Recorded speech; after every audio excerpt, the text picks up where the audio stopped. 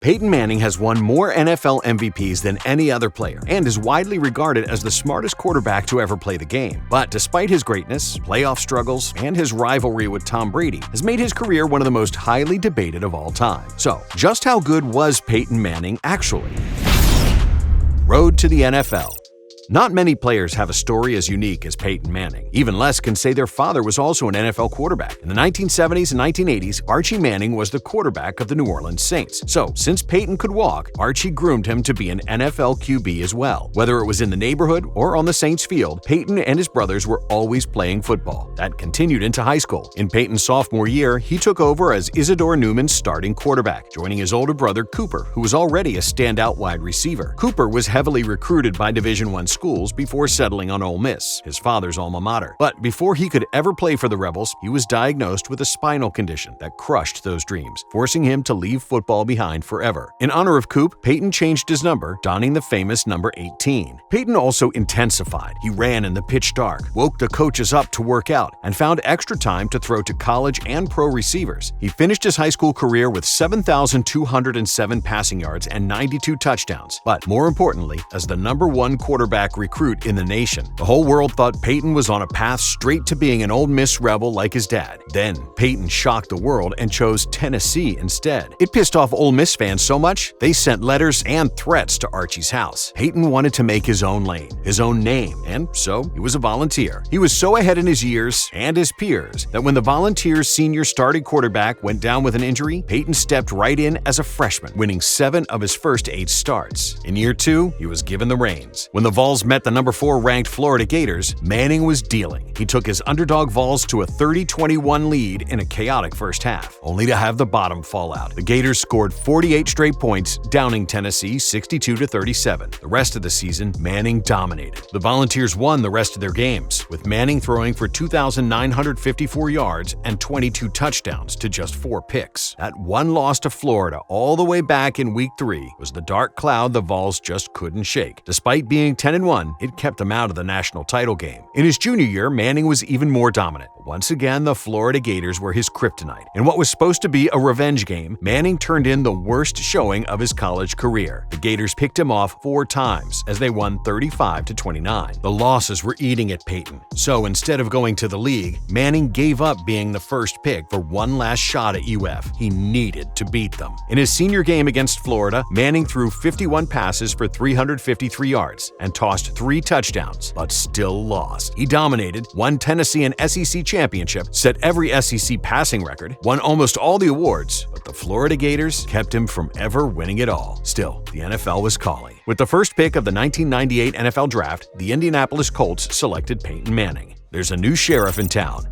Manning dominated at every level due to his I-can-make-any-throw attitude paired with an insane work ethic. It led him to set a ton of records throughout his career. The first record he set, however, just happens to live in infamy: 28 interceptions, the most ever by a rookie quarterback in an NFL season. The sorry Colts needed a savior, but Manning wasn't that just yet. 1998 was a struggle. Colts fans were really questioning Manning. Gunslinging his way through a tough year, the Colts lost 13 games, but the lessons he learned would build the foundation for a legend. Even the biggest Manning supporters wouldn't have bet on what came next. His perfectionism and attention to detail turned the Colts around in just 1 year. It was only his second year in the league, but when the game was close, there was no one you wanted to have the ball more than Sheriff Peyton. He barked out signals, audibled at the line, and was laying down the law in the clutch. In 1999, nearly every game came down to the wire. First it was the Jets, then the Chiefs, the Jets again, Miami, New England, Washington. 5 games in a row came down to one final drive with the ball in a team's hands, and he came through every time. By the 7th game-winning drive of the season, it was a foregone conclusion. Peyton Manning was here to stay. After winning just 3 games in 1998, the Colts won 13 in 99. The 10-game turnaround is the largest swing in the history of the NFL, and for the first time in 12 years, the Colts made the playoffs. There, they met the Titans. Tennessee's defense rattled Manning all game, shutting down the Colts' offense on their way to a dominating upset. Unfortunately for the Colts, the next few years would follow a similar trend. From 2000 to 2002, Indy made the playoffs twice and lost in the first round both times. Their 0-2 playoff loss to the Jets was the one and only time Manning would ever be shutout, 41-0. It left the Colts fans speechless. Was he ever going to win in the postseason? Manning had 4 straight seasons of 4,000 passing yards, with over 100 touchdowns combined. But in the playoffs, he had more losses and interceptions than touchdowns scored. And next to the other young star quarterback of the league, Tom Brady, who already won a Super Bowl, it looked even worse. Despite statistically being the top QB in the league, Peyton was at rock bottom. But in the offseason, that pain pushed Manning. If you thought he was intense before, you should have seen him in 2003. He went from being not only the best quarterback, but the best player in the entire league. He engineered the best offense in football, and they obliterated opponents as Manning won his first MVP award. But his focus was on the playoffs and their wild card round matchup with the Broncos. Between college and pro ball, winning in the biggest moments was the dark cloud that hung over him for nearly a decade. Well, the sun shined on Indy that day. 377 yards, 5 touchdown passes, 85% of his passes completed. Not only did Manning lead the Colts to his first playoff victory, but he did it in perfect fashion. He posted the 3rd ever playoff perfect passer rating in NFL history, on the way to a 41-10 thumping of the Broncos. The Colts carried that momentum over into their divisional round matchup with the Chiefs, beating them 38-31 in another offensive showcase. Then, in a duel of the decade, Peyton Manning met Tom Brady and the Patriots in the AFC Championship. But the pressure proved to be too much for Manning. He pressed, throwing pick after pick in the snow. His 4th and final sealed the game and his new reputation as a playoff choker. What did Manning do? What he always does. He upped his game. Being MVP or the best player in the world wasn't enough. In 2004, Peyton went for the greatest season in NFL history. For starters, he set the passer rating record at 121.1. Then he broke Dan Marino's mythical 48 touchdown passes record by leading a game-winning drive and tossing his 49th TD of the year. 4,557 yards and 49 touchdowns to just 10 interceptions. It was the most efficient passing season ever. He won every regular season award there was. His 2nd MVP, Offensive Player of the Year, all of them. And what did it get him? A second chance in Foxborough. A second chance at Brady and the Pats in the divisional round of the playoffs. This would be his moment, right? In the snow, the Patriots dismantled Peyton again. They put a restraining order on the end zone. From Reggie Wayne fumbling to Rodney Harrison picking Manning off, they walked off head and hands again. Final score, Pats 20, Colts 3. 2005 was deja vu. Manning and the Colts cruised to 13 straight wins. But at this point, no one cared. What would they do in the postseason? They met the underdog Steelers, and boy, was it a ride. Pittsburgh jumped to a 14-point lead, but in the 4th, Manning engineered 2 touchdown drives, making it 21-18. But just as quickly, the comeback looked over as the Steelers had the ball on the 2-yard line going in. Then, Jerome Bettis fumbled the ball. The Colts found life. Sheriff Peyton dotted up the defense and got his team in a position for a game-tying field goal. It's up, and it's wide right. Colts lost again.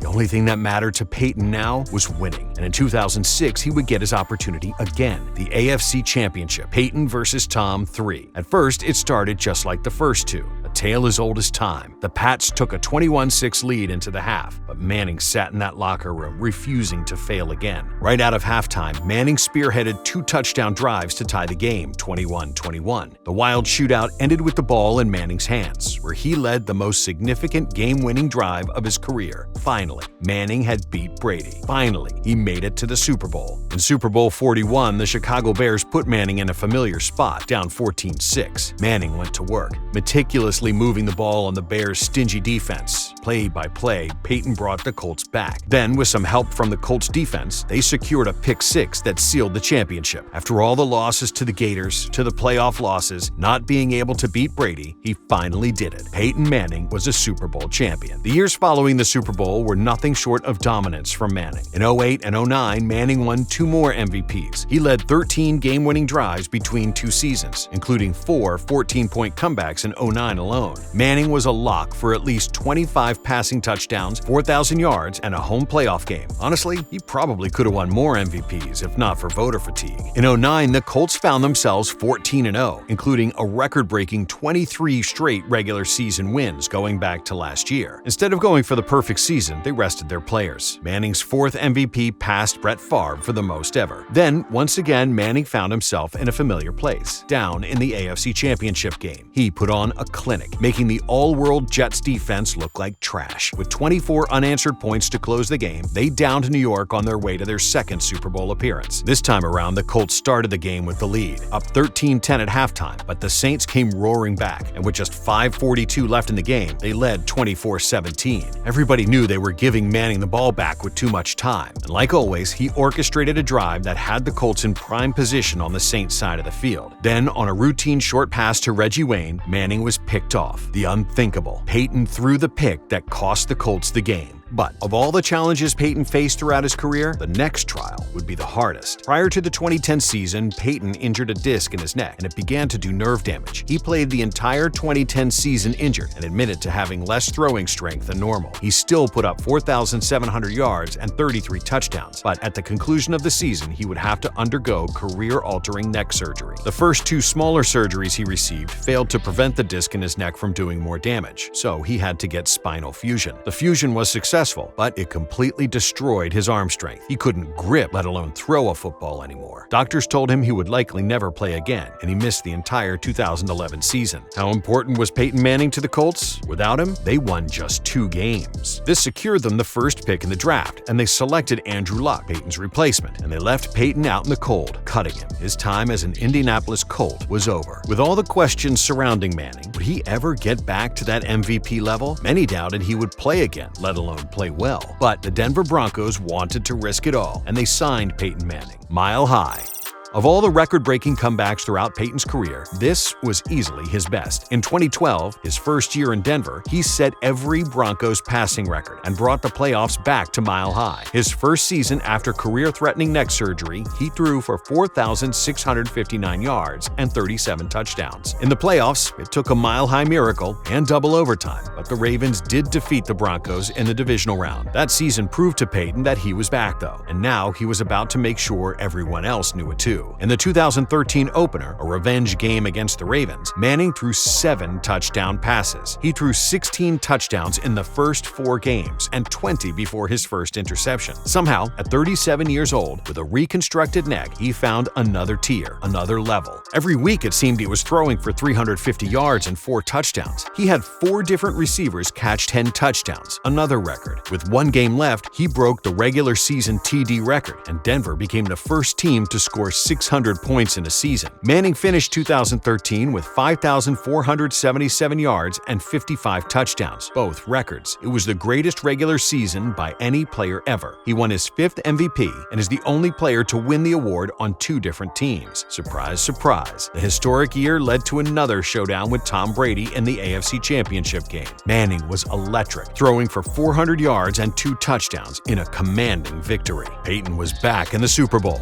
this time against the Legion of Boom, the greatest offense ever versus the best defense in football. The opening play summed up Super Bowl 48. The snap sailed over Manning's head for a safety. Seattle's D-line hit Manning over and over, and they suffocated receivers downfield. Denver's historic offense was shut out for 3 quarters in a 43-8 blowout loss. 2014 would be Manning's last full season, another incredible 4,727-yard, 39-touchdown year. This time in the playoffs, he faced his successor in Indy. Luck and the Colts took down Denver 24-13 in the divisional round. By 2015, the world knew it was Sheriff Peyton's last ride. He was already the all-time passing yards, touchdowns, and wins leader. But with his arm strength deteriorating, Peyton's body couldn't make the plays his brain could see anymore. He played just 8 full games in the regular season before a torn ligament in his foot put him on ice for the remainder of the year. Despite that, there was no way the injury was going to keep Manning from playing in the playoffs. After defeating the Steelers in the divisional round, a familiar foe stood in the way. The final meeting between Tom Brady and Peyton Manning came in another AFC Championship game, the 5th time they met in the playoffs. Manning managed the game perfectly, letting his incredible defense beat up on Brady to the tune of a 20-18 win. Manning was now 3-2 against Brady in the playoffs, erasing all the hate he got for his early, crushing losses. Peyton's finale would be for a Super Bowl championship. It was as storybook as they come. Denver's defense, with superstar Von Miller, took the #1 ranked Carolina Panthers offense and dismantled them. Miller's early strip sack on Cam Newton was taken to the house, so with a 10-0 lead, Manning was in his element. He could manage the game and control the clock. It was completely different than early in his career, where he shouldered the load for his team. Denver led the entire game. Then, when Von Miller Fowler struck again late in the fourth, giving the ball back to Manning inside the 10. The game was as good as over. C.J. Anderson barreled in for the last touchdown of the game. Manning's final pass would be a 2-point conversion to Benny Fowler, clinching the Broncos championship 24-10. For a guy that supposedly can never win the big one, Peyton Manning went out a champion. Manning was so special it took just 13 seconds to be voted a first-ballot Hall of Famer. Even Tom Brady says the Sheriff is the greatest of all time. That's how good he is.